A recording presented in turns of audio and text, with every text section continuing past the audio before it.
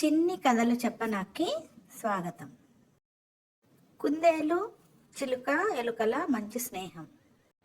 ఒక అందమైన అడవిలో కుందేలు చిలుక ఎలుక చక్కగా స్నేహంగా ఉండేవి. అవి పరుగులు పెడుతూ సంతోషంగా కలిసిమెలిసి తిరిగేవి. కలిసి ఆహారాన్ని వెతుక్కొని పంచుకొని తినేవి. కుందేలు తల మీద చిలుక నిలబడితే కుందేలు గంతులేస్తూ నాట్యం చేయసాగింది. ఎలుక అది చూసి పడి పడి నవ్వసాగింది. ఇలా ముగ్గురు స్నేహితులు సంతోషంగా ఉండేవారు ఆ అడవిలో. స్నేహానికి ప్రతిరూపంగా ఉండేవారు ఆ ముగ్గురు కూడాను. ఒకరోజు అనుకోకుండా కుందేలు పిల్ల వేటగాని వలలో పడింది. వలలో చిక్కుకున్న కుందేలు బయటికి రాలేక అవస్థపడుతూ సహాయం కోసం ఎదురు చూడసాగింది.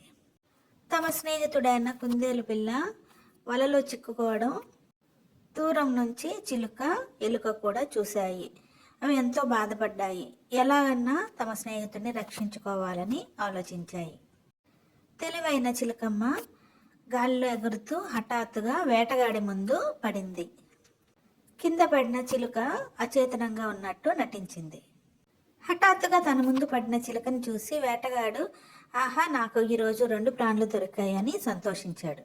వెంటనే తన చేతిలో ఉన్న వలని కిందన పెట్టి చిలుక దగ్గరికి వెళ్ళి చూశాడు.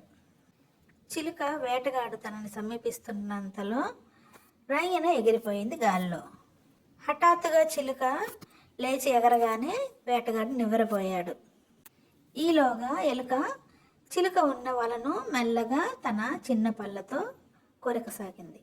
వేటగాడు సూరమంటూ చిలుక పోయిందన్న బాధలో కుందేలు దగ్గరికి వచ్చి చూడగానే కుందేలు కూడా అక్కడి నుంచి చెంగుమంటూ పరిగెత్తింది. అక్కడి నుంచి వేటగాడు లబోదిబోమంటూ అరవసాగాడు. ముగ్గురు స్నేహితులు కూడా అక్కడే తిరుగుతూ వేటగాడిని కవ్విస్తూ పారిపోసాగారు. కుందేలు చిలుక ఎలుక పరిగెత్తుకుంటూ వెళ్ళి తమ నివాస స్థలానికి చేరుకున్నారు. తన స్నేహితులు చేసిన సాహసానికి సహాయానికి కృతజ్ఞతలు చెప్పుకుంది కుందేలు. ముగ్గురు ఉత్సాహంగా గంతులేశారు. అక్కడున్న జంతువులన్నీ కూడా వాళ్ళ ముగ్గురు స్నేహానికి ప్రశంసించారు. ఆపదలో స్నేహితులని ఆదుకున్న వాళ్ళే నిజమైన స్నేహితులు. ఇలాంటి చిన్ని కథల కోసం do like, share and subscribe my channel చిన్ని కథలు చెప్పనా.